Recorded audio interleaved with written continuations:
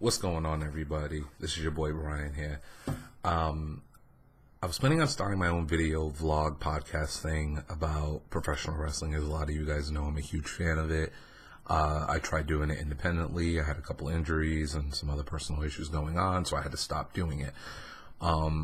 Wrestling has always been a passion of mine. It's always been something that I was a fan of and I really enjoyed from when I was a kid until now that I'm an adult. Aside from watching the everyday shows that occur, that are Mondays and Tuesdays, as we all know from WWE, I've been a fan of professional wrestling from all over the world. I've been watching New Japan for about 6-7 years now. I've been a Ring of Honor guy for almost 10-12 years. And one company that I've been following since their very beginning has been TNA / Impact Wrestling. For people who watch wrestling, a lot of this stuff may be some news that they may already know.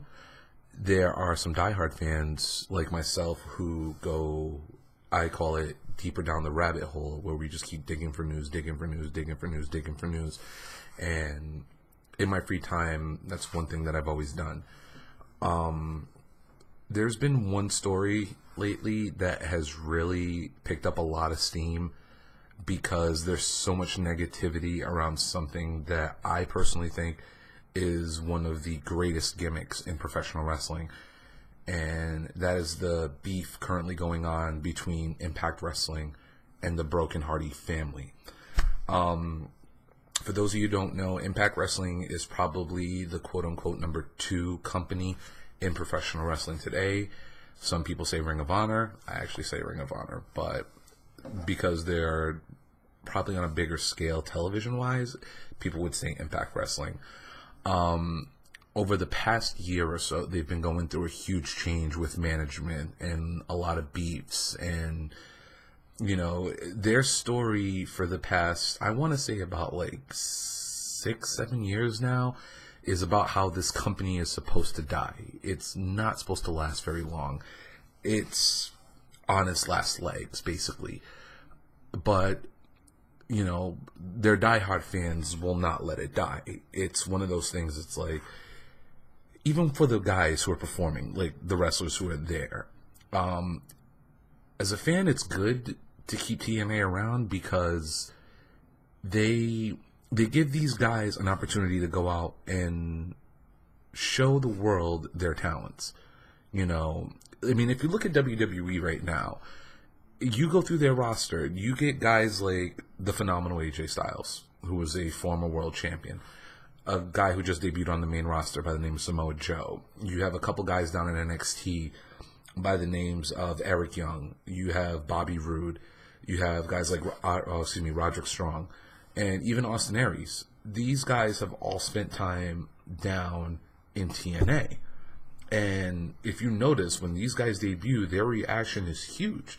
Because as much as the WWE Universe doesn't want you to know that there's another company by the name of TNA, fans like us who know the business know of TNA. It's just like going back in time to the late 90s, early 2000s, where there was the Monday Night War between WWF and WCW. And don't get me wrong, TNA is no WCW. They started along the trail dealing with the NWA franchise because originally they were called NWA TNA, and they ended up breaking off because of some business dealings that occurred, and TNA became its own thing. TNA has been the redheaded stepchild of the wrestling business, like I said, for about the past 5, 6, 7, 8 years.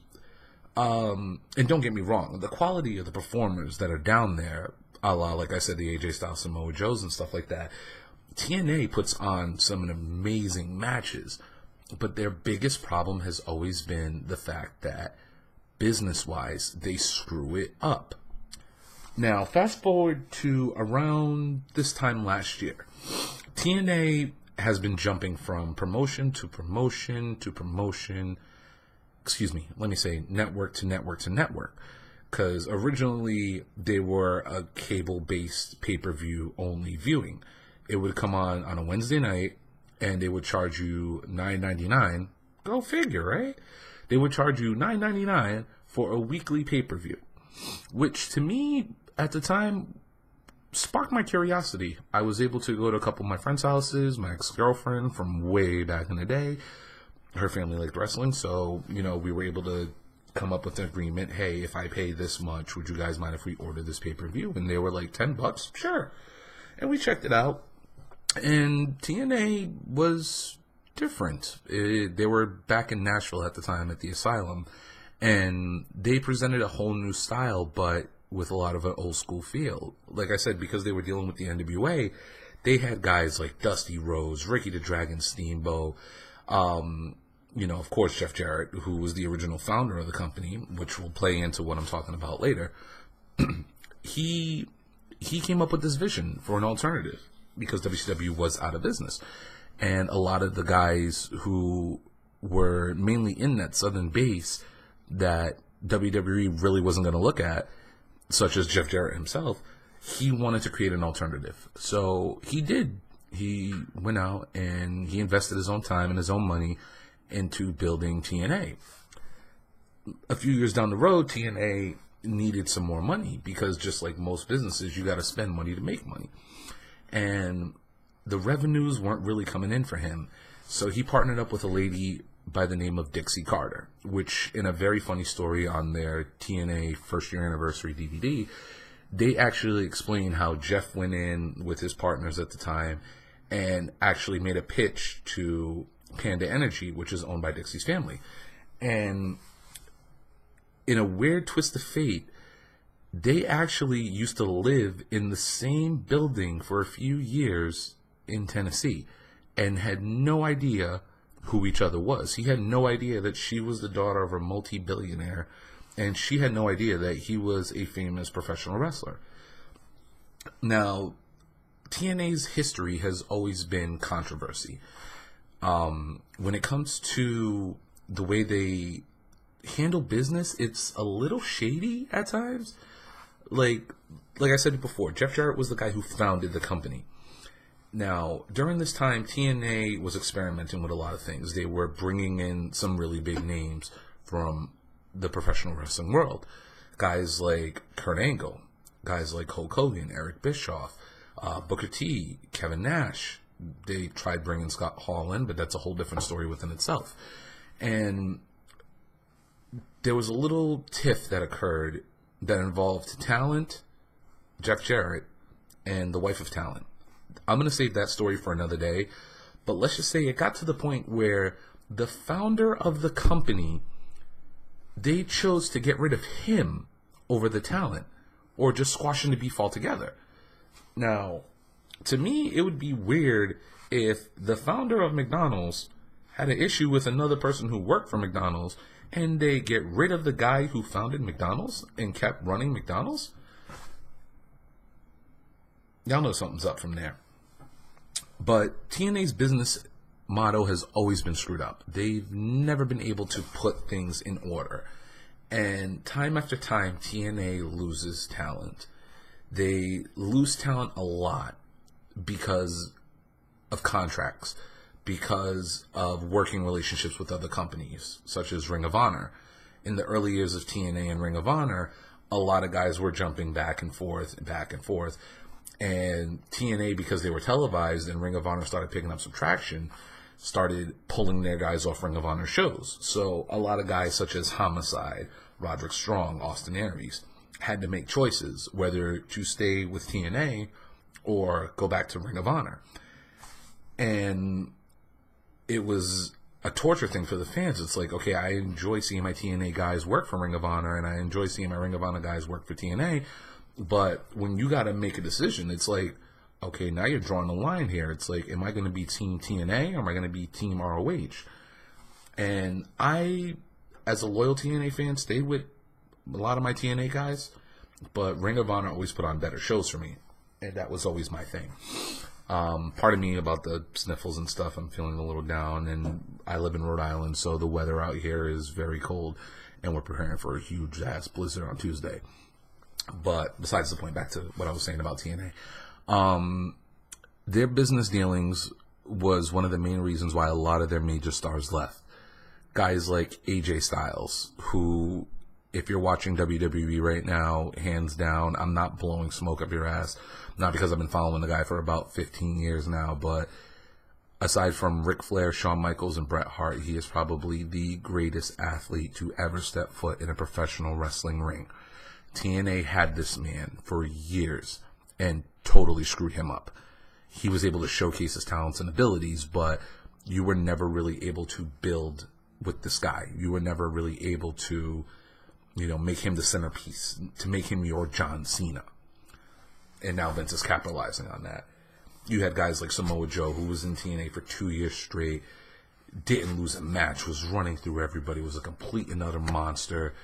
And then they started bringing in the older names, like I was saying, and what they did was they took a lot of their young, hungry talent that was making their names for themselves and started pushing them to the side for veterans from WWE, a la, people call them the WWE rejects.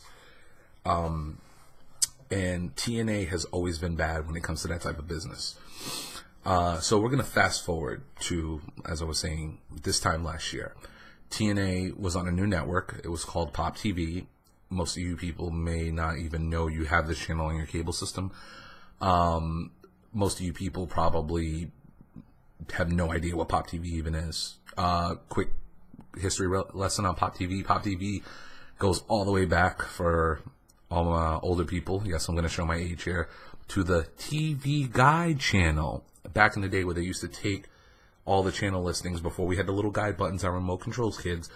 There was a thing where you literally would sit on one channel and the entire listings of every channel from 1 to 2 to 3 to 4 to 5 to 6 to 7 to 8 and so on would just scroll up the screen. And if you missed your channel, you'd have to wait until it goes all the way back around and go 1 to 2 to 3 to 4.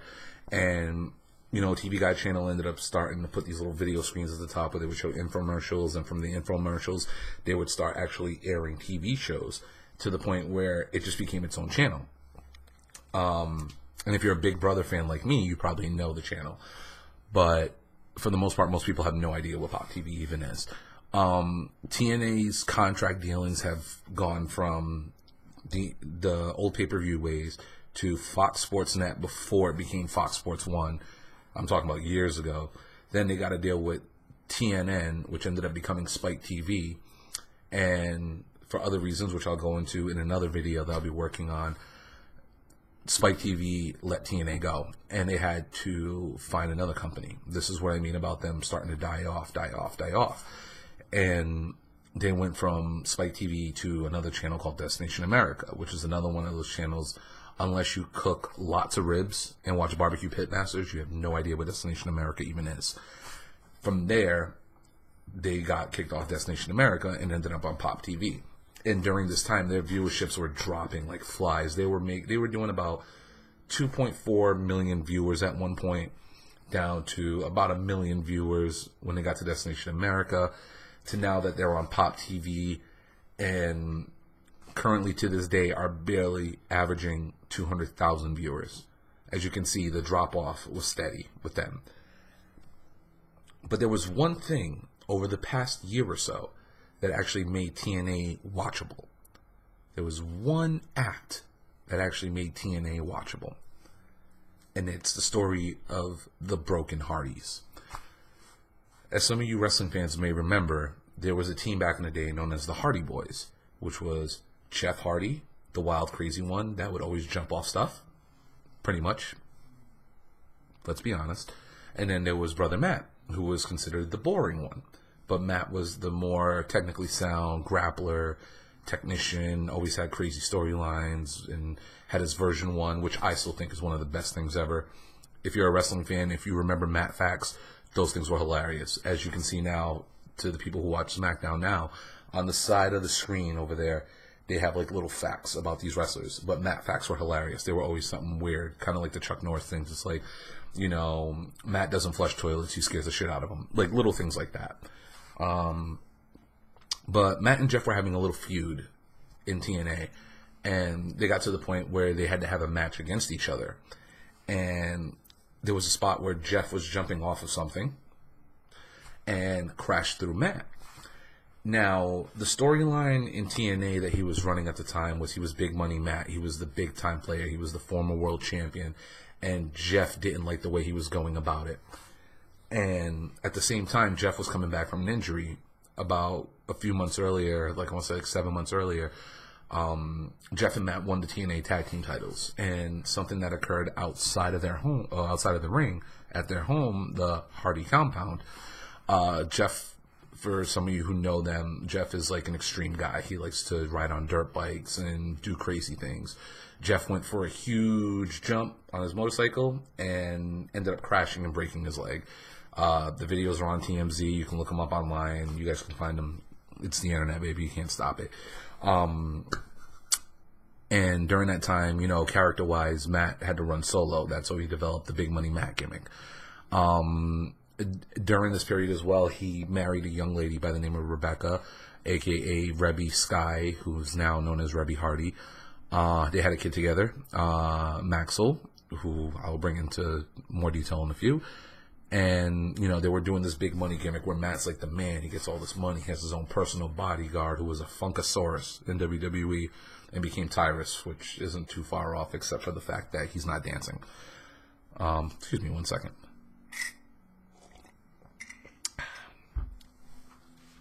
Okay, this will be edited too.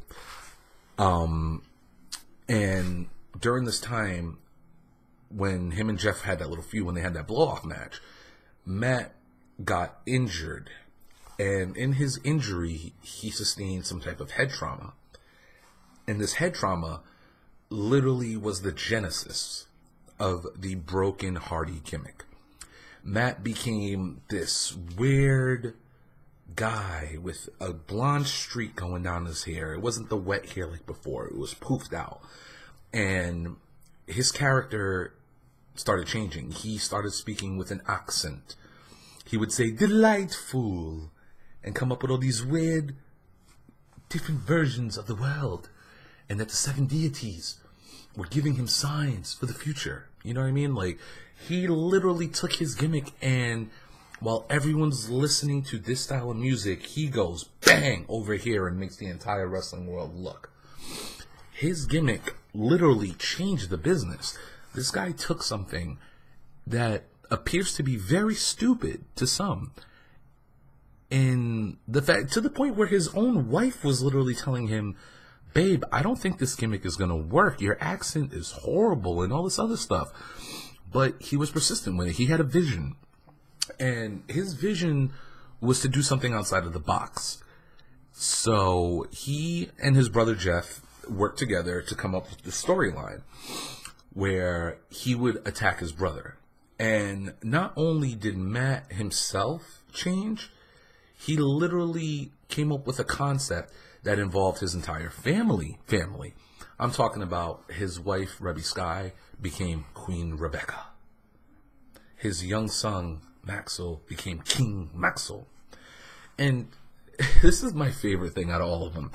This guy got his father-in-law, which is Rebby's dad, to become a character on the show.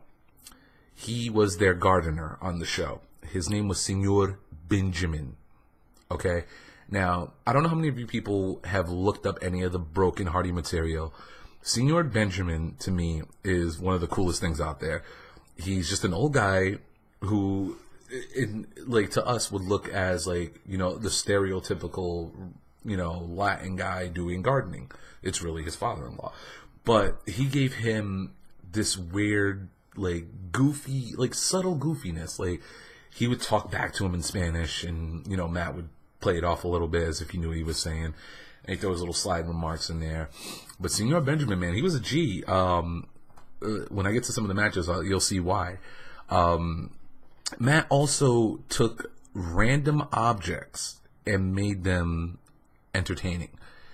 As a lot of people know, there's drones that are flying around that people got and all this stuff. He literally took a drone. He named it Vanguard 1. And Vanguard 1 got over. In the wrestling world, it means it became popular.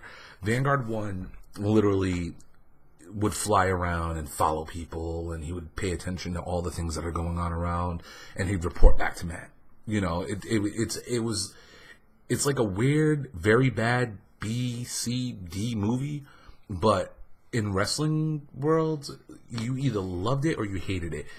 But the way Matt presented it to us was something outside of the box. Like, a lot of the things that occurred never happened in the quote-unquote Impact Zone, the arena where they do a good portion of their shows.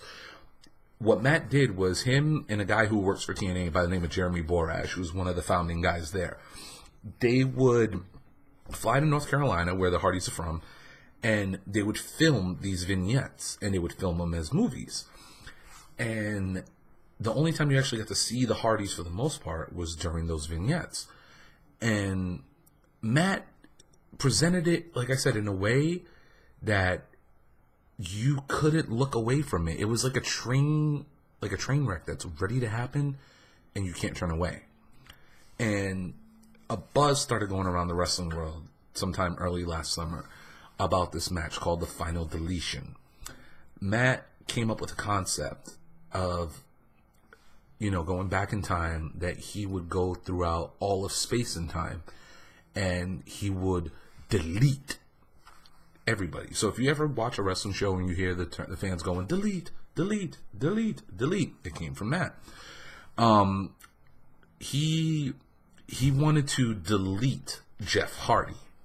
He wanted to come up with a concept where he was going to erase his brother from history. He wanted to own the rights to the Hardy name. He wanted all of the merchandising, all of the videos, all of the, you know, anything that involved Hardy, he wanted to own it. And, you know, as a wrestling storyline, it seemed kind of weird, but the concept of the match between the two of them was supposed to happen at the Hardy compound. And I knew something was up because throughout the weeks they were filming those little vignettes and all this other stuff. And when the match began, prior to the match even starting, Senor Benjamin, my dog, he came out and he has a warning, you know, as he's setting up the Hardy compound for war and for battle. And, you know, he literally puts a warning and disclaimer. It's like, this, what you're about to see, do not try this at home. And these two brothers put on, I want to say, a classic in its own right, because when this came out, it was something that nobody has ever seen before. It was something that, you know, visually was very intriguing. Like, I could describe it to you guys really quick, but you can go on YouTube and just type in the Final Deletion and you will see for yourself what these dudes did. They were fighting outside of his house with a ring built right there, you know, in the middle of the night, you know, huge pillars with lights on them.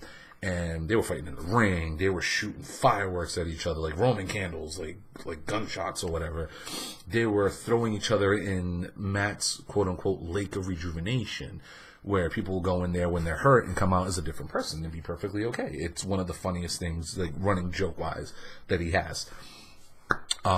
He has his boat named Sarsgaard, I believe it's called, and the boat would move and protect him and all this other stuff. And it's as crazy as I'm making this sound to you, you have to see it for yourself, because it legitimately is brilliant when it comes to the wrestling business. It's one of those things where, you know, if you're a casual fan and you hear about this, you're like, oh, that's weird. If you're an old school fan, you hear about this, you're like, oh, that's weird. But if you actually sit down and watch it, it's one of those things, it's like, I don't know if I love it or I hate it, but it was entertaining. And that's what the Hardys brought. They brought entertainment. And aside from the Final Deletion match, you know, time went on and they did the Great War with a group named Decay, which I still think is probably them, EC3, and Eli Drake and maybe Bobby Lashley are the only reasons to still watch Impact to this day. I will get into that in another video. Believe me, that one is coming. Like, the Great War was amazing. And then, you know, at the later part of the year, they came out with this match called Tag Team Apocalypto. And it's another one of those things, like I said, it was filmed a certain way, as if it was a movie. And it was at the compound. They literally took the entire Impact show and brought it to his house. and he invited every tag team in space and time, and he was subliminally challenging the Day of New, for WWE fans, the New Day.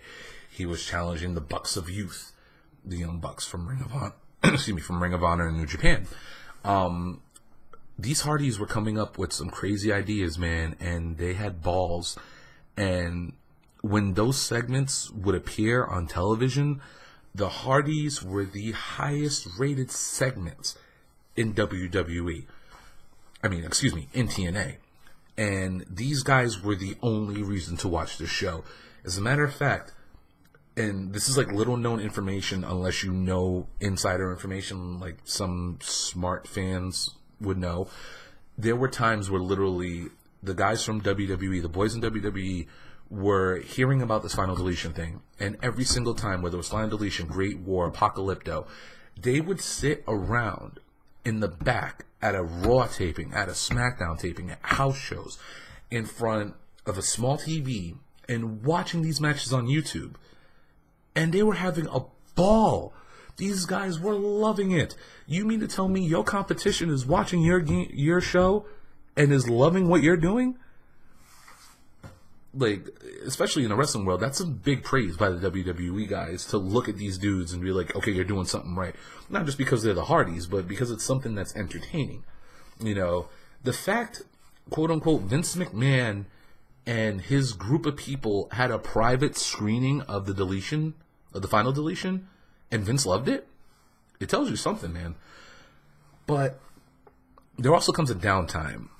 Like I say, with the ascension of the Broken Brilliance, we all know there's a part where it's going to come down and it's going to crash. And the crash actually occurred recently.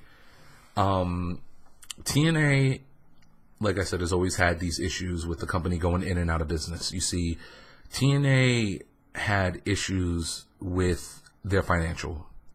When you're a company, especially that puts on a television show, and you're paying these guys, these independent contractors, these professional wrestlers, you're paying them money to, perform, go out there, sacrifice their body, you got to make sure the pay is on point.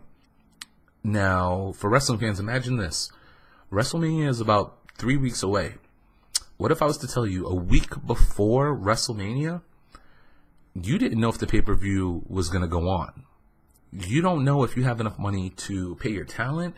You don't know if you have enough money to even pay the cable provider. This occurred with TNA in October of last year, which was their biggest event, which is known as Bound for Glory. They had a chance to put on a show that's supposed to be really, really, really good. And the weeks before the show, they were coming out all over the place on ESPN, on Fox News, NTV was even reporting on it. TMZ was reporting on this, how these guys, excuse me,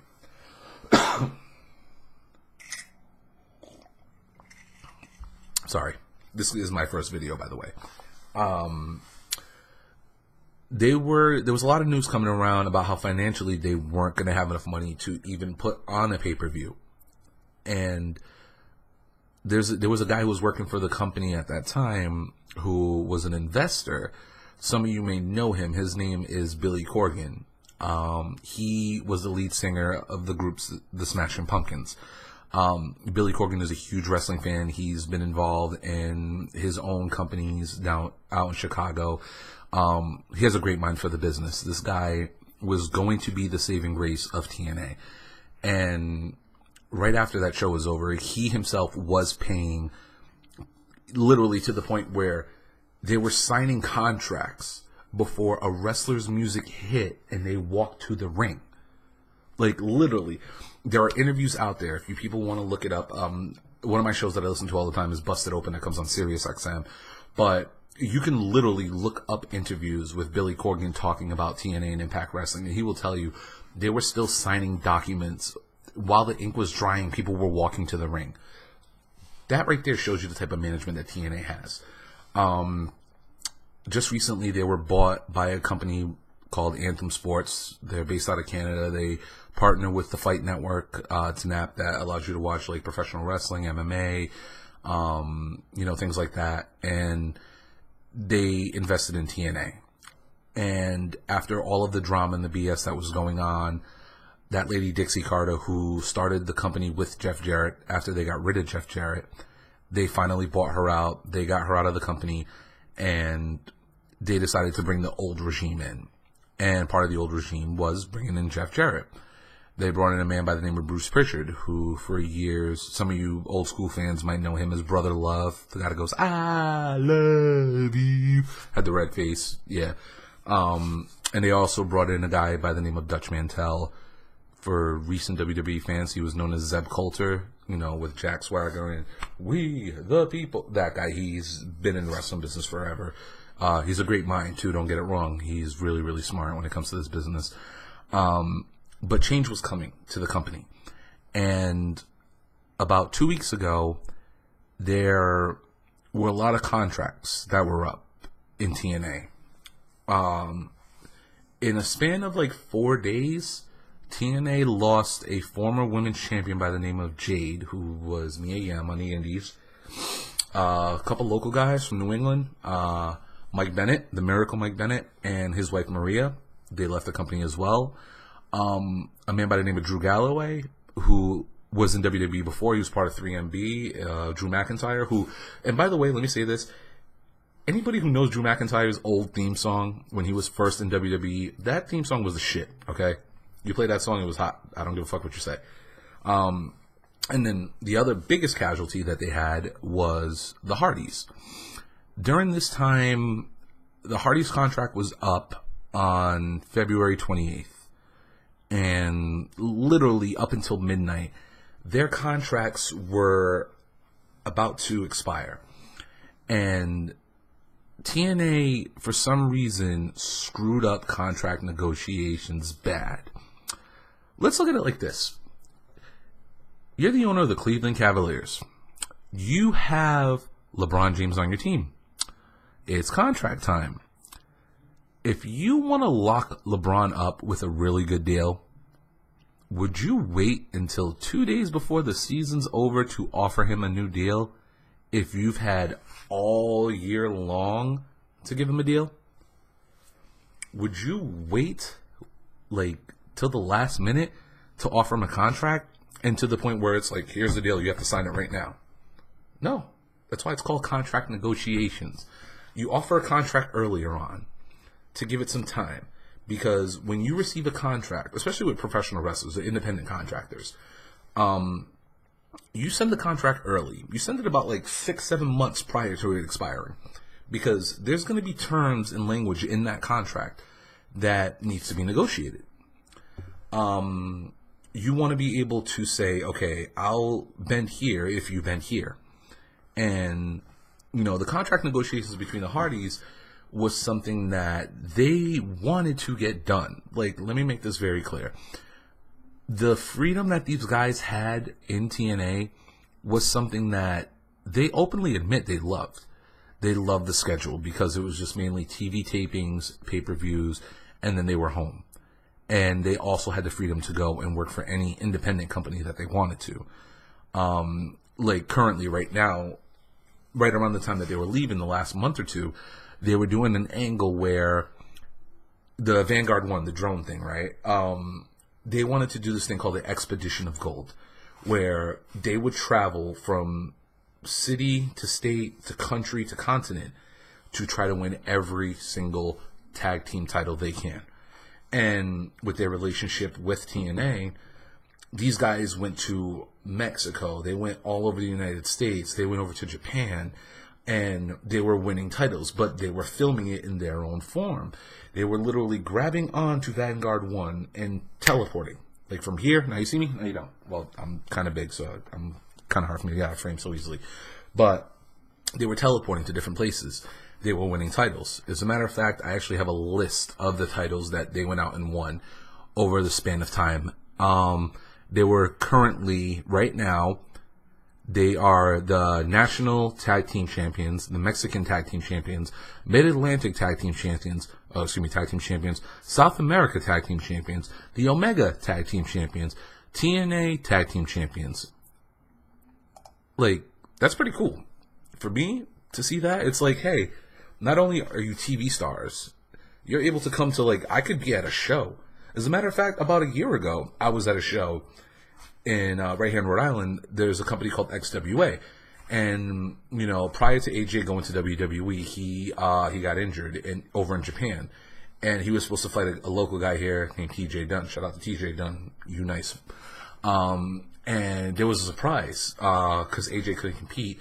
They actually went out and found a surprise person to come and fight JT. And the surprise was Matt Hardy. And the moment this dude walked out, the place went ballistic. And besides, I am a huge Matt fan. I was always a Matt fan over Jeff fan. But, you know, it was really cool to see these guys come out here and, you know, and just to know that as a fan, you could go to any show and out of nowhere, these dudes will just like pop up and wrestle. It's incredible. And the fact that TNA allowed them to do that was something really cool. But with the contract negotiations, a lot of things was going sour. And this is where a lot of the shit is hitting the fan. The Hardys ended up not signing with TNA. And there is no compete clause. For people who don't know what a no compete clause is, WWE is famous for this. What they do is when a person is released from their contract or fired, for 90 days, they are not allowed to compete for any other rival company that involves television tapings. So anything that's on TV, you are not allowed to appear on another show's show. It's as if, let's see, who's a well-known guy? We'll use Roman Reigns. So say Roman Reigns gets fired, and yes, I am a Roman hater. That video will come too. Say Roman Reigns gets fired, and he gets fired today. Today is the 12th. The 13th, which is tomorrow, which is also on Monday, he could not go and wrestle anywhere else. He would have to miss times about the time of WrestleMania, of maybe Backlash, of all this other stuff. He could not appear on TV till maybe mid-June, July for another company. He cannot wrestle for TNA. He cannot wrestle for Ring of Honor on television. But what he could do is he could work dark matches for any of those companies. And up until the point when the 90 days are up. And when the 91st day comes, he can show up on as many TV shows as he wants to. Now, this is where it sparks a lot of interest for me, because the Hardys do not have a non-complete clause. So that means that they can go anywhere in the world with a television deal and wrestle right away. And as of the 1st of March, they were free agents. Now, since then, the Hardys themselves have already shocked the wrestling world. Originally, April 1st, I believe, the day before WrestleMania, is April 1st, April 2nd, they were scheduled to appear for Ring of Honor, and they were supposed to fight this tag team known as the Young Bucks, who were the Ring of Honor tag team champions. And then about a week ago, not this past Saturday, but the Saturday before that, they actually appeared at a Ring of Honor show, and it literally broke the internet wrestling-wise. And they appeared in the ring right after the Young Bucks had a match and challenged them for the Ring of Honor tag team titles. Not only did they win the match, but they also stated after the match was over that they signed the most lucrative deal in Ring of Honor history. And that has a lot of wrestling fans buzzing as well, because there's more to that story. But the issues that came up between TNA and the Hardys is something to me that I think is complete and utter BS. I am not a legal expert whatsoever. I am not Matt or Jeff Hardy or Rebby, or I'm not any of the guys at Anthem and TNA or Impact, as they're now going to be known as. They're no longer going to be known as TNA anymore. There is a lot of BS that I hear, and I listen to a lot of shows, and I read a lot of reports, and this is just my opinion on what's going on with the situation. There is currently an argument and about to be a lawsuit over the Broken Hardy gimmick. The Broken Hardy gimmick is something that, as we wrestling fans know, Matt created it. Matt came up with the idea. Matt literally, and it's been proven, was funding everything that involved the Broken Hardy gimmick. All of the vignettes, all of the matches at his compound, all of the time of him and Jeremy Borash and the camera crew, he was flying them down. He was the one paying for all of this stuff. When guys were coming there to perform, he was the one paying it. He came up with the design for the outfit. He came up with the music. As a matter of fact, his wife came up with the music. And also Jeff came up with his music. To me, it's a concept thing. Matt came up with the concept. He is also the man portraying the character of Broken Matt Hardy. TNA is trying to say that they own the intellectual property of the Broken Brilliance. Now, because it was portrayed on their show, they think that they own the rights to the Broken name. They don't own any trademarks. Legally, it doesn't state anywhere in the contract that they own any intellectual property that was created during the times on the show. Hence why guys like AJ Styles is still AJ Styles in WWE. Guys like Samoa Joe are still Samoa Joe in WWE. Guys like Bobby Roode, Eric Young, Roderick Strong, Austin Aries. These guys who all established their names in another company, a la TNA/Impact Wrestling, were able to take their characters and monikers and take them and bring them to anywhere they wanted to, which ultimately ended up in the WWE. Now, this is where my issue is with this situation. Currently, Matt does have a trademark thing in, and I know by law, Impact Anthem Sports, they have 30 days to respond to this. Now, instead of responding to this, what Impact and Anthem did was they went out, this was just recently, because this all ties into what I'm about to get into, because it's about to get real. They sent out a 3-page cease and desist letter to any cable company, any provider, and any company that is going to work with the Broken Hardys. Just Friday, Ring of Honor had a pay-per-view where the Broken Hardys were there to defend their newly won Ring of Honor tag team titles. And because of this cease and desist letter, they were not allowed to acknowledge them whatsoever. It is the weirdest thing to see a guy who has a gimmick. We'll use John Cena, for example. What if I told you John Cena could wrestle? He could only use the name John. He couldn't use the last name Cena, which is kind of weird because that's kind of what's going on with Cody. We'll get back to that after. What if I said John can do this, but can't say, you know what I mean? Like, that's what it was like. I actually watched the pay-per-view, and they were only able to call them the Hardys. It was just weird. It wasn't like they were, referring to them as the Broken Hardys. They were just saying the Hardys, when you could clearly see they're in broken appearance. They came out to the broken music. They had the broken attire. Like, everything about them was the broken. They couldn't even do the delete chants.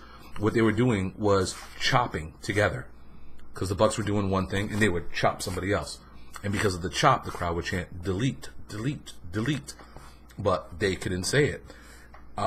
Jeff has a thing, by this point now, Jeff is Brother Nero. Brother Nero has a song that he sings about being obsolete, and by them defeating their opponents, they render them obsolete. They can't even do that. Everything about the gimmick was literally on pause during Ring of Honor's biggest pay-per-view, their 15-year anniversary, which the Hardys performed at on Friday. And to me, I think it's screwed up. I think TNA is just trying to bank on what the Hardys did. They're trying to take credit for it. They're trying to pretty much steal something that they had no part in doing. And mind you, the new ownership came in just recently, as early as, I want to say December, like mid-December, early December, and none of them were around when the Broken Hardy gimmick was even thought of or began, or the Final Deletion or the Great War or Tag Team Apocalypto was even done. And to me, that annoys me. It's like, you're coming into something, and not only do you come into it, you screw up on signing 6 of your top guys, let alone 2 of the biggest stars in the company, and are making a huge name in the wrestling business within itself, but you're trying to take ownership of something that you obviously know you had no hand in creating. You know, it, like, to me, it's BS. And it did get real. Oh, when I say it got real, it got real. Let me state this. I was married once. I don't want to get into my personal stuff, but it was crap. It was a very crap situation.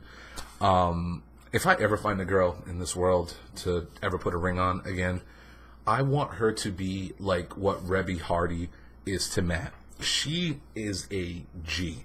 She is ride or die for her man. She was part of the show as well. She was Queen Rebecca, as well as their 1-year-old son or 2-year-old son, King Maxwell. He was that. They were all part of the act. If you, like I said, when you go back in time and if you go on YouTube and look up anything of the Broken Hardys, you will see Queen Rebecca was involved. She would play them out to the ring on her piano. She was part of the whole thing when they were turning from Jeff Hardy to Brother Nero. King Maxwell, the baby, you know, she was there. Like, the Hardys, it was a package deal. It's like, you not only did you get Matt and Jeff, you also got Rebecca, or Rebby, you also got Maxwell, you also got Senior Benjamin. And, you know, she started going in on them the other night, man. And this is still on Twitter. Today is March 12th, 2017. If you go on Twitter and look up Rebby Hardy, because I have it pulled up here in front of me, she goes in on TNA, man. You know, around this time, mind you, she's pregnant as well, so she's not really, you know, going to be able to be at most of the shows like they wanted to be.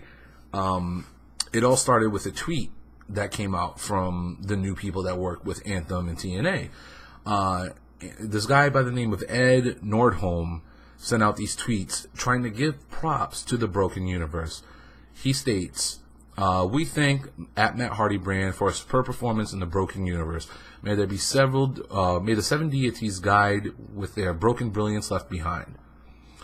And now he also sends out a tweet that says, the Broken Universe will always be here. Kudos to the creative team behind this vision, at Jeremy Borash, at, I don't know whoever that guy is, at Dave Lagana, and at Billy Corgan. Mind you, he's throwing up the name Billy Corgan, the guy that they went to court over because he had to sue them to get his money back because he invested all of this money and was given the quote-unquote title of president of TNA. And Billy Corgan was actually going to buy the company. I will cover this more in another video. Currently, Billy Corgan has nothing to do with TNA. He's got his money back to the best of my knowledge.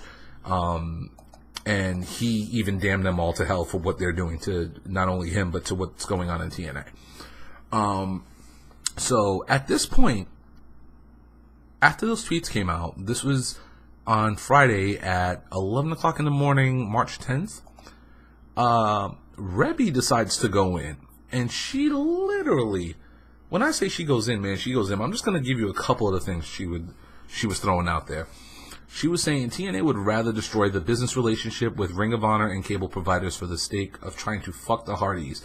Think about that. Basically, the cease and desist letter. Let's see. TNA is trying to ruin wrestling for all fans out of spite, but contracts are up. You let them expire. Remember, you didn't own these boys. Another one. Update as well. TNA sending spooky letters to cable providers threatening to sue if they air the Hardys, trying to screw Ring of Honor and ruin wrestling for fans. Now, that was some of the light shit that she was putting out there. Now, let's get into some real stuff. She sends a direct tweet to at Edward Nolan, at Real Jeff Jarrett, at Impact Wrestling. It says, laughing my fucking ass off. Fuck you guys. More than happy to play this game. Let's see.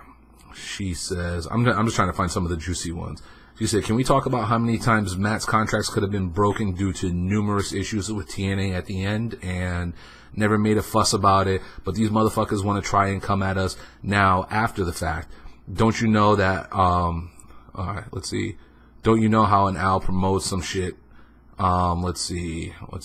Speaking of petty, nice video package of TNA's history, because TNA actually just repackaged themselves for the, I want to say, 6th or 7th time now. They're trying to redo their company and bringing back older stars and new stars. They're trying to do, because of new ownership, trying to rebuild their brand again. And TNA always has this thing about promoting the past.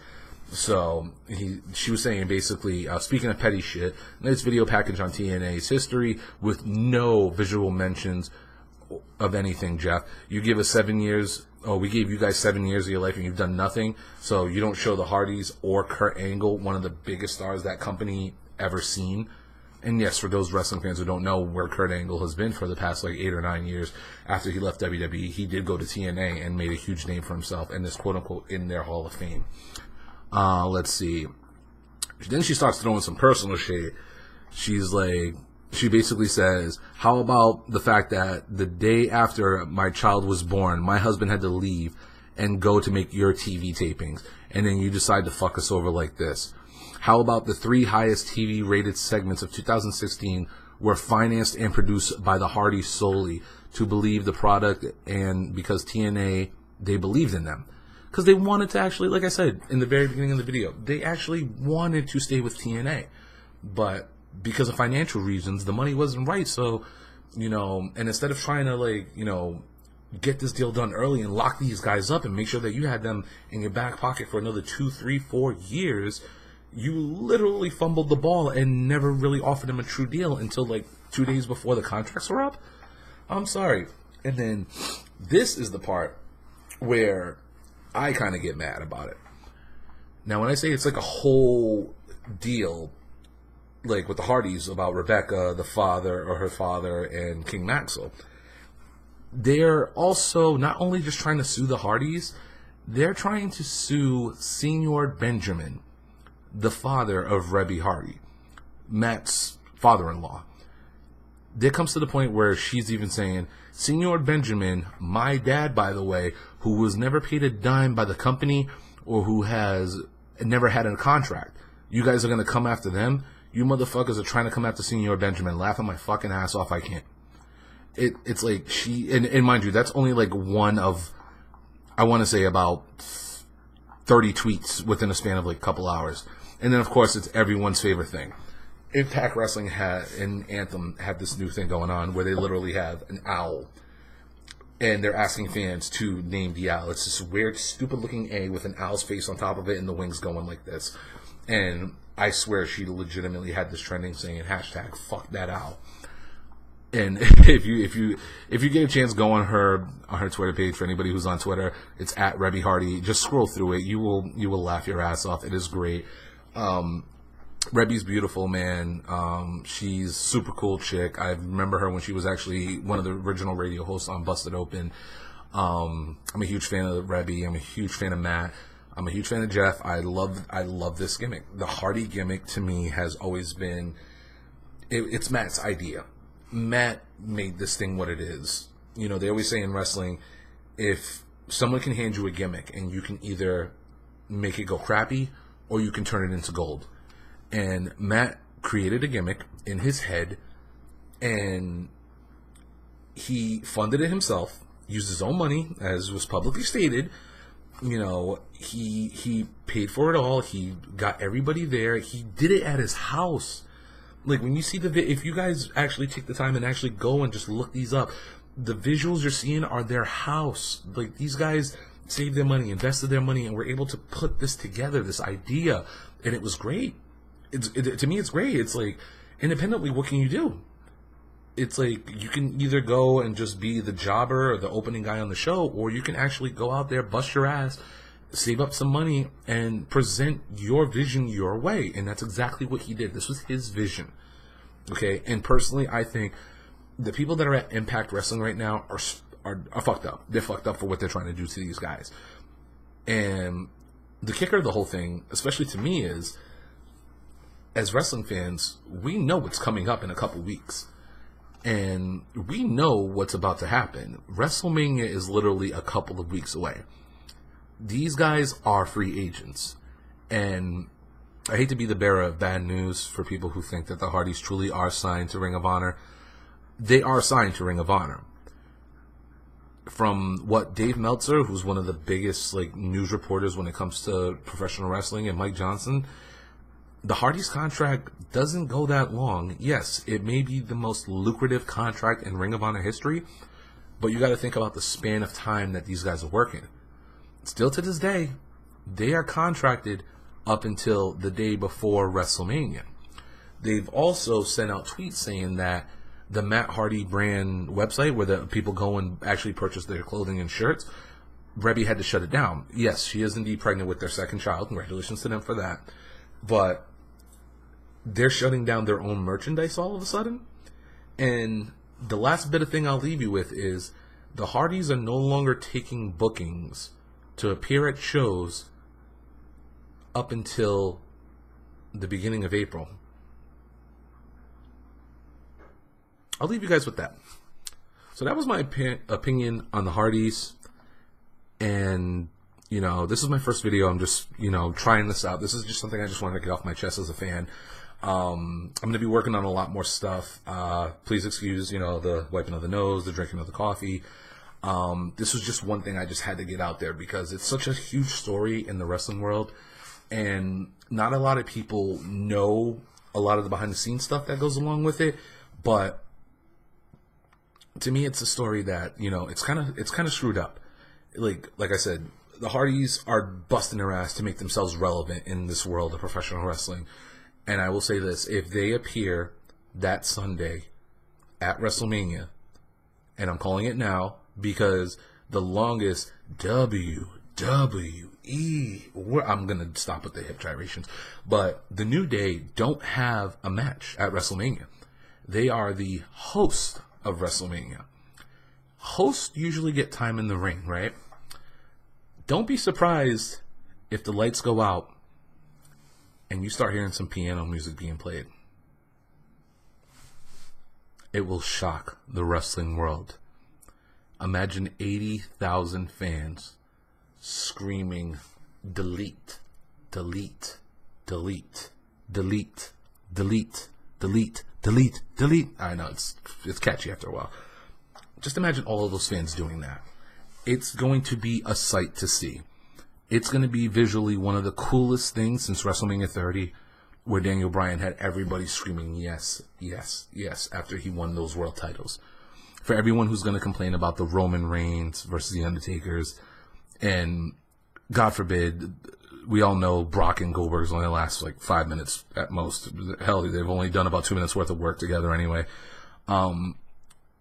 If this was to happen at WrestleMania, everybody will love it. All the old school fans who remember the Hardys, all of the young guys who are trying to figure out who these guys are, and all the diehards. This will be something that would shock the wrestling business. And personally, I think, you know, what these guys did was amazing. And if they get the opportunity to show it on a grander scale at WWE, it's going to be huge. I'm sorry for taking up about an hour worth of your time. Please leave any comments or advice or anything like that in the comment section below. This is my first video. I would like to thank you guys. Like I said, there'll be a lot more to come. I'm going to be doing some, I'm going to be doing some top 10 lists. I have a couple ideas written down. I'm going to try to get a couple of friends of mine to, do some video chats. I want to do a couple React things. I want to show a couple of my friends some videos and see what they think of it. I have some ideas, man. It's just hard to find the time to actually go about doing it. But I honestly think that this is going to be something, I'm going to stick with. It's going to be an outlet for me. And, if you get a chance, you want to like the video, you want to subscribe, the channel will be improving. There'll be more information to come. I'm going to get back to you guys as soon as I can. But thank you for your time, and I hope you enjoy this broken presentation. Or worst case scenario, we can just delete.